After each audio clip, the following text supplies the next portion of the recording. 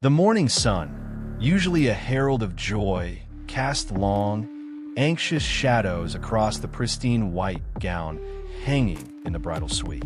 It was June 14th, 1997, a day meant for celebration, for the union of two souls deeply in love.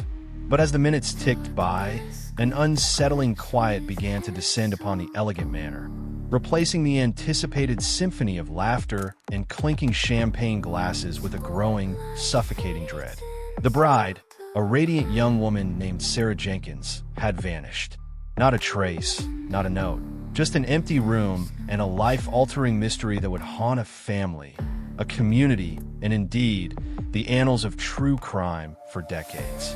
This isn't just a story about a disappearance. It's a testament to the agonizing passage of time, the insidious nature of doubt, and the devastating power of a single, forgotten photograph to shatter a carefully constructed lie. Sound of a gentle, melancholic piano melody beginning to fade in under the narration.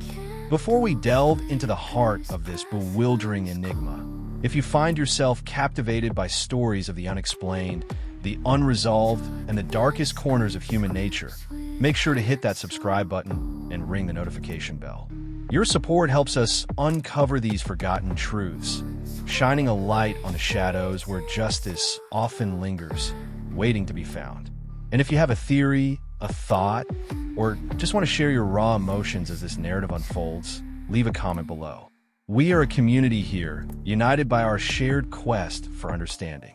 The late 90s, particularly in the quiet, tree-lined suburbs of Willow Creek, California, felt like a simpler time. A time before every moment was documented on social media, before constant connectivity blurred the lines between public and private life.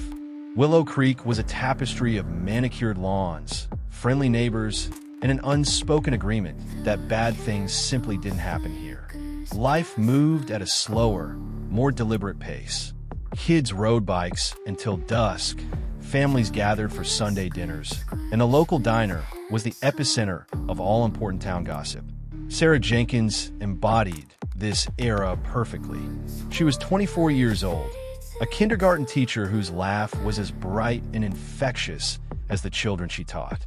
Her fashion sense leaned towards comfortable, classic floral dresses and oversized sweaters, reflecting a practicality and gentle spirit. She had a passion for gardening, her small apartment balcony overflowing with vibrant petunias and fragrant herbs. Every morning, without fail, she'd enjoy her coffee on that balcony, listening to the chirping birds, meticulously planning her day.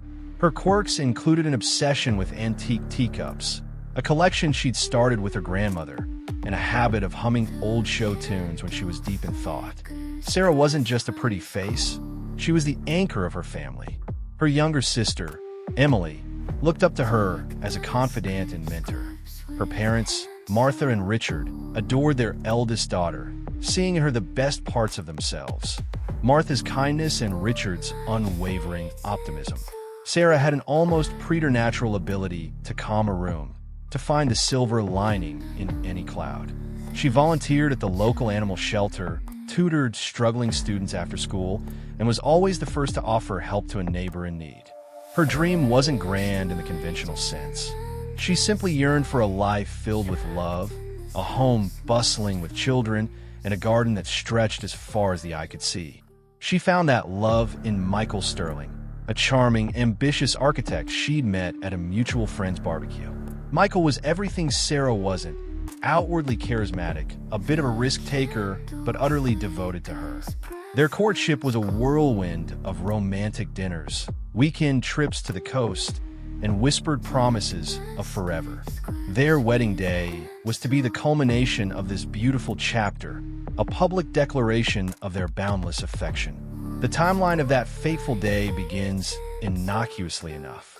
At 7 a.m., Sarah was seen by her maid of honor, Jessica, sipping chamomile tea in the bridal suite, her eyes sparkling with anticipation, not nerves. They discussed last-minute dress adjustments, the floral arrangements, and Michael's slightly clumsy but endearing wedding vows. At 8:30 a.m., Martha, Sarah's mother, brought up a tray of breakfast pastries, noting Sarah's excited chatter about her future with Michael. Her hair and makeup artist arrived at 9:15 a.m., spending a leisurely 2 hours transforming Sarah into a vision of bridal elegance. The photographer, a local artist known for his candid shots, began capturing moments of pre-wedding jitters and joy around 11:30 a.m. He remembered Sarah laughing, playfully swatting away a stray strand of hair, her gaze drifting towards the window, perhaps imagining Michael waiting for her. At 1 p.m., guests began to arrive at the historic Sterling Manor, the chosen venue for its grand ballroom and sprawling gardens. Michael, looking dapper in his tuxedo, was seen greeting relatives, his face alight with joy, periodically checking his watch. The ceremony was scheduled for 2:30 p.m., but as the clock edged closer to the appointed time, a subtle shift occurred. The usual pre-wedding hustle and bustle gave way to hushed whispers. Jessica, Sarah's maid of honor, went to check on her at 2:15 p.m., expecting to find her making a final adjustment or perhaps having a last-minute moment of quiet reflection. Instead, she found the room empty. The wedding dress was gone. Sarah's small clutch purse, containing her phone and ID, was still on the vanity. Her engagement ring, however, was missing from its box. Panic, initially a low hum, quickly escalated into a frantic symphony. Michael, alerted by a visibly distraught Jessica, joined the search. Every room in the expansive manor, every garden path, every outbuilding was meticulously scoured. The caterers, the musicians, the staff, all became impromptu search parties. Calls were made to Sarah's parents, their initial disbelief quickly turning to terror. By 4 p.m., with no sign of Sarah, the local police were called. This is where the conflict and frustration truly began to fester, laying the groundwork for years of agonizing uncertainty. Officer Miller, the first responder, arrived with an air of casual dismissiveness. Runaway bride. Huh, he drawled, surveying the scene with an almost bored expression. Happens more often than you think. Probably got cold feet. Went to Cancun with a new beau. Sarah's parents, their faces etched with despair, vehemently protested. That's not Sarah, Martha cried, her voice raw with emotion. She wouldn't just leave. Not like this. Richard, usually a stoic man, pleaded with the officer to take their concerns seriously. She loves Michael. She loved her life. There has to be an explanation. But Officer Miller, and tragically, the department he represented, seemed to have already made up their minds. The initial police report was sparse, almost dismissive. It cataloged the missing person as a voluntary disappearance, largely ignoring the family's pleas, the untouched purse, and the general air of unease that permeated the manor.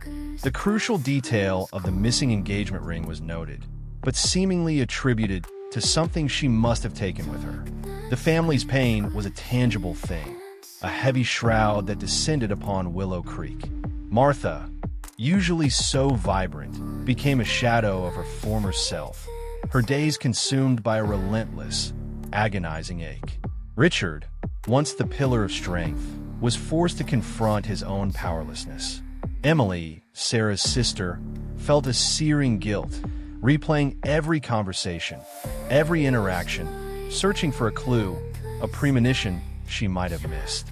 They faced a bureaucratic wall of apathy, a police force seemingly unwilling or unable to move beyond their initial assumption. The media, initially drawn by the sensational nature of a runaway bride, soon moved on, leaving the Jenkins family isolated in their grief and desperate quest for answers. But Willow Creek, despite its initial quiet complacency, was not entirely devoid of compassion. The community, though baffled and initially swayed by the runaway bride narrative, eventually rallied around the grieving family. Neighbors organized search parties, meticulously combing the surrounding woods and riverbanks, their flashlights piercing the deepening twilight. Flyers bearing Sarah's smiling face, a beacon of lost hope, appeared on every lamppost, in every shop window. Vigils were held at the town square, candles flickering in the evening breeze, each tiny flame a silent prayer for Sarah's safe return. The local church became a hub of activity, volunteers coordinating meals for the Jenkins family and offering emotional support. Days bled into weeks, weeks into months, and still, nothing. The initial surge of public interest waned, replaced by a lingering sense of melancholy and unanswered questions. The vacuum of information quickly filled with whispers, with rumors that spread like wildfire through the small town. Was it an affair? Had Sarah secretly been involved with someone else, driven by a desire to escape her impending marriage? Fingers pointed, hushed conversations dissected every aspect of Sarah's life. Some speculated she had simply suffered a panic attack and fled, perhaps seeking a new life elsewhere, overwhelmed by the pressure. Others, darker theories began to circulate. An accident in the nearby winding roads, a fall into the treacherous river, or even the chilling possibility of foul play. The local psychic, Madame Evangeline, offered cryptic visions of water and shadows, but her pronouncements, though initially clinging to by the desperate family, proved to be as elusive and unhelpful as the official investigation. Michael, the abandoned groom, became a figure of intense scrutiny. His initial grief and despair slowly morphed into a quiet, almost unsettling stoicism. He cooperated with the police, answered every question, and outwardly seemed to be a man utterly devastated. But the town gossip machine, fueled by the absence of a clear explanation, began to cast him in a suspicious light. Some pointed to his occasional flashes of temper, others to his sudden wealth. The Sterling Manor itself was a recent acquisition. Was he capable of something sinister? Or was he simply a victim, heartbroken and unfairly judged? There was no evidence, no confession, nothing concrete to support these dark insinuations, but the seed of doubt, once planted, grew relentlessly.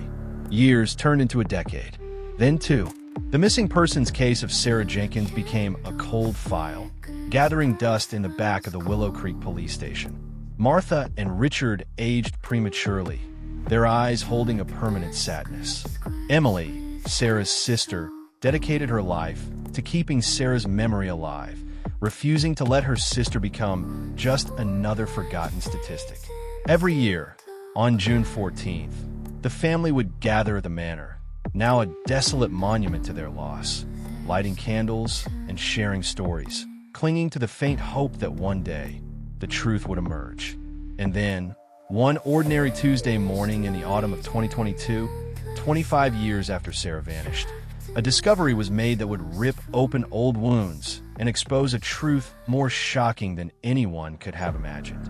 A demolition crew, clearing out the dilapidated old Sterling Manor for a new development, stumbled upon a hidden compartment beneath a loose floorboard in what used to be the old library.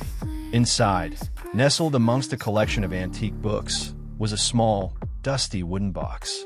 And within that box, wrapped in brittle, yellowed silk, was an old, faded photograph. Sound of a low, unsettling drone building slowly, subtly, beneath the narration. A distant, almost inaudible heartbeat rhythm begins to pulse. The photograph, grainy and slightly out of focus, depicted Sarah. But it wasn't the Sarah they knew, the radiant bride of 1997. This Sarah looked older, perhaps in her late 20s or early 30s. Her hair was longer, slightly disheveled. She wore a simple, plain dress, but it was the setting that sent a jolt of ice through the hearts of those who saw it. She was standing in what appeared to be a small, cramped room, sparsely furnished, with a single, barred window in the background. Her eyes, though still possessing a spark of their former warmth, held a deep, profound sadness. And behind her, partially obscured by shadow, stood a man. A man whose face, despite the poor quality of the photograph, was instantly recognizable. Michael Sterling. The drone and heartbeat intensify slightly, creating a sense of impending revelation. The implications were staggering, horrifying. Sarah hadn't run away. She hadn't been an accident. Victim. She had been held captive. And her captor, her tormentor, was the man she was supposed to marry. The very man who had publicly grieved her disappearance, who had been a pallbearer at her symbolic funeral, who had maintained a facade of heartbroken innocence for a quarter of a century. The photograph, seemingly taken years after her disappearance, was undeniable proof. It wasn't just a picture. It was a desperate plea from the past, a silent scream frozen in time. The police, now under the command of a new generation of officers, finally took the case seriously. The photograph was quickly authenticated, its age determined to be consistent with the post-1997 era. Michael Sterling, now a respected and affluent member of the community, a pillar of society, was immediately brought in for questioning. He denied everything, initially claiming the photograph was a fabrication, a cruel hoax. But the evidence was mounting. Forensics experts meticulously examined the hidden compartment, finding traces of Sarah's DNA. A faint fingerprint, not matching Michael's, was also discovered on the wooden box, suggesting another individual may have been involved in its concealment. The house, Sterling Manor, was transformed from a site of sentimental memory into a crime scene. Walls were torn down, floors ripped up, and in a sealed-off, soundproofed room in the manor's oldest wing, a room that Michael Sterling had always claimed was off-limits for renovations, they found it. A meticulously constructed, hidden bunker. It was small, barely larger than a walk-in closet, with a reinforced steel door and a single, small ventilation shaft. Inside, there was a rudimentary cot, a bucket, and a few faded children's drawings tacked to the wall. The air was thick with the dust of ages, but also with something else, an unspoken horror that clung to the very fabric of the room. The children's drawings. That was the final, devastating blow. They were crude, drawn with crayons, depicting stick figures. One showed a woman with long hair and a small child holding hands. Another, a family of 3 under a smiling sun. The implication was clear, sickening. Sarah had not only been held captive, but she had given birth in that desolate bunker. The unsettling drone reaches a peak, then slowly begins to recede, leaving a hollow, echoing silence. Michael Sterling, confronted with the irrefutable evidence, finally broke. He confessed, in chilling detail, to the abduction and imprisonment of Sarah Jenkins. His motive, he claimed, was not malice, but a twisted, obsessive love. He couldn't bear the thought of Sarah leaving him, of anyone else having her. He had planned the abduction meticulously, faking her disappearance, knowing the police would dismiss it as a runaway bride scenario. The missing engagement ring? He had taken it, a macabre trophy. The engagement ring had been a subtle symbol of his control. He had kept her alive, he insisted, because he loved her. A love that was a cage, a life that was a prison. But the most agonizing revelation was yet to come. The identity of a child. Michael confessed that Sarah had given birth to a daughter, whom she had named Lily. He had taken Lily away from Sarah shortly after her birth, giving her to a childless couple he knew, under the guise of an adoption from a desperate, anonymous mother.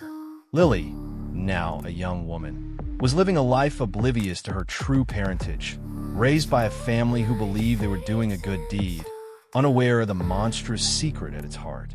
Sarah, isolated and despairing, had never known what happened to her daughter. The children's drawings were her only connection, her only hope. She had died in that bunker, Michael claimed, years ago, of an unspecified illness, her body secretly buried in a shallow grave on the Sterling Manor grounds. The location of the grave was revealed, and Sarah Jenkins, after 25 years, finally came home. This revelation, however, opened another, even more disturbing can of worms: the conspiracy and cover-up. How could the initial police investigation have been so woefully inadequate? The dismissive attitude of Officer Miller, the lack of thoroughness, the quick conclusion of a voluntary disappearance, it all pointed to systemic failures. Were files truly missing from the police archives, or had they been intentionally suppressed? Rumors of corruption within the Willow Creek Police Department, whispers that had circulated for years but were always dismissed, suddenly gained terrifying credibility. Had Michael Sterling, a man of increasing influence and wealth, somehow managed to manipulate the initial investigation? Was there an institutional failure, a bureaucratic apathy that allowed a monster to hide in plain sight for decades? The department initiated an internal review, a belated attempt to salvage its reputation, but the damage was done. The community's trust was shattered. The emotional aftermath of this truth reverberated through generations. Martha and Richard, though finally able to lay their daughter to rest, were left with the profound grief of knowing her last years were spent in unimaginable horror. The joy of finding Sarah was irrevocably tainted by the knowledge of her suffering and the gut-wrenching realization that their granddaughter, Lily, had been stolen from them. They embarked on a complex and emotionally charged legal battle to connect with Lily, who was now a young woman, grappling with the shattering revelation of her true origins. Lily's adoptive parents, heartbroken and betrayed, faced their own crisis of conscience, suddenly thrust into the center of a monstrous crime. Emily, Sarah's sister, found a fragile sense of peace in bringing her sister's story to light, advocating for victims of similar crimes, ensuring that no family would have to endure the same bureaucratic indifference. But the scars remained. The annual June 14th vigil was no longer a hopeful gathering, but a solemn remembrance, a testament to resilience, but also to enduring pain. The empty chair at the dinner table, the unworn wedding dress, the collection of antique teacups, each was a poignant reminder of the life stolen, the dreams shattered. Closure, in the traditional sense, remained elusive. Michael Sterling was convicted of abduction, false imprisonment, and murder, sentenced to life without parole. But his twisted motivations, his ability to deceive an entire community for so long, continued to haunt those left behind. The truth about Sarah Jenkins finally emerged, a quarter-century too late, bringing a measure of justice but no true healing. The story of the bride who disappeared on her wedding day became a chilling cautionary tale, a stark reminder that evil can wear the most charming of faces, and that sometimes the most profound darkness hides beneath the veneer of suburban tranquility. The photograph, that single, faded image, was a ghost, a whisper from the past that finally screamed the truth, but left behind an echo of pain that would forever linger in the quiet town of Willow Creek, a town forever marked by the bride who finally came home, only to reveal a nightmare.